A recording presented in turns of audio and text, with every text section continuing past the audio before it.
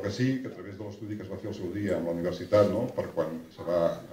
conformar el projecte, sí que es va pensar que la Costa Daurada, com a marca importantíssima del nostre territori, era important de titular-ho així, amb el sentit de dir això és la porta d'entrada gran, la Costa Daurada és un punt que dintre del món figura, per entendre's, i per tant és la porta d'entrada gran que a partir d'aquí tot vosaltres, tot l'altre que tenim, se pot accedir.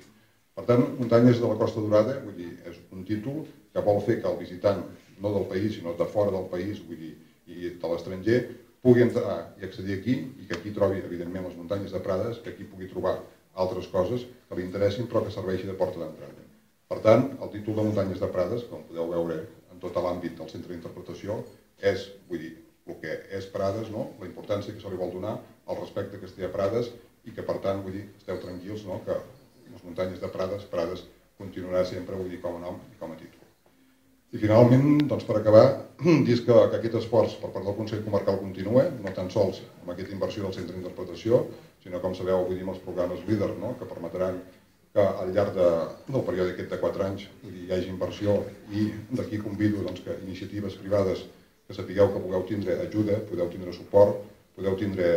diners per tirar endavant iniciatives que, junt amb el centre d'interpretació, han de fer que la gent de Prades, que la gent de tot l'àmbit,